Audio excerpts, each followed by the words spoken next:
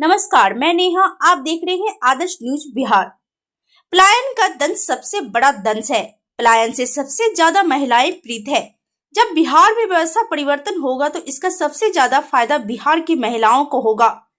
प्रशांत किशोर जन सुराज के सूत्रधार प्रशांत किशोर ने बिहार सत्याग्रह आश्रम में शक्ति संवाद को संबोधित करते हुए कहा कि जब मैंने 2 साल बिहार में पद यात्रा की तो देखा कि बिहार में सबसे ज्यादा कष्ट महिलाओं को हो रहा है। शिक्षा व्यवस्था चौपट हो तो भी आप कष्ट में हैं, और अगर आपका पति या बेटा रोजगार के लिए पलायन कर रहा है तो भी आप सबसे ज्यादा कष्ट में हैं।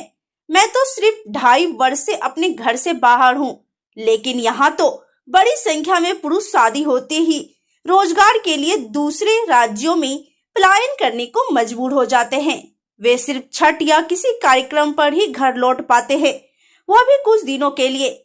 यह सिर्फ बिहार में ही संभव है कि महिलाओं को सालों तक अकेले रहना पड़े। पति को रोजगार के लिए बाहर जाना पड़ता है और बेटे को पढ़ाई के लिए अपना घर और बिहार छोड़ना पड़ता है। इसलिए पलायन का दंश सबसे बड़ा दंश है। शायद ही कोई गांव हो जहां युवाओं ने पलायन नहीं किया हो। गांव में 100 युवाओं में से सिर्फ 10 से 15 ही यही रह गए होंगे। बाकी लोग रोजगार या शिक्षा के लिए गांव से पलायन कर रहे गए। इसलिए महिलाओं को जागरूक होने की जरूरत है, क्योंकि जब बिहार में व्यवस्था परिवर्तन होगा तो सबसे ज्यादा लाभ बिहार की महिलाओं को ही होगा। संवाददाता शंभू कुमार महतो। सबसे पहले देखने के लिए हमारे चैनल को लाइक और शेयर, फेसबुक पेज पर देख रहे हैं तो फॉलो, लाइक और शेयर करना ना भूलें, और कर लिए हैं तो धन्यवाद। सशक्त लोगों को खड़ा होना पड़ेगा।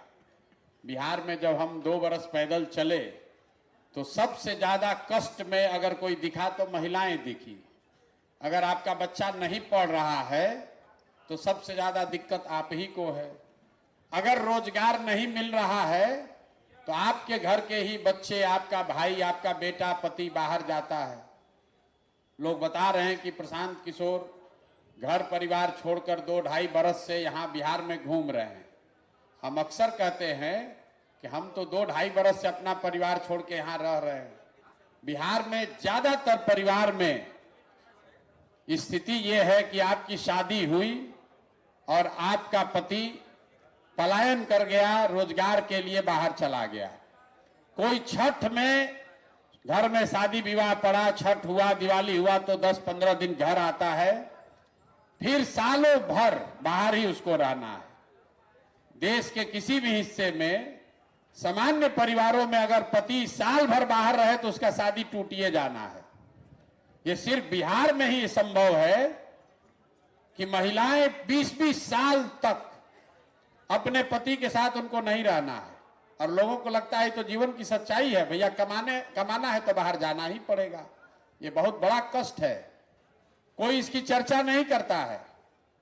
आपकी शादी हुई और जब तक आपका पति, उसका शरीर थक न जाए, बूढ़ा न हो जाए, तब तक वो बाहर ही कमा रहा है। आपका बच्चा जो जवान है उसको पढ़ने के लिए बाहर ही जाना है।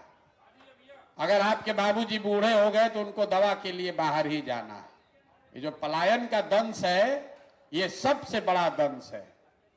कुछ लोगों को यहाँ, आप लोग कुछ पैसे वाले लोग बैठे, उनको लगता है कि तो सब गरीब आदमी मजदूर सब जाता है। ऐसी बात नहीं।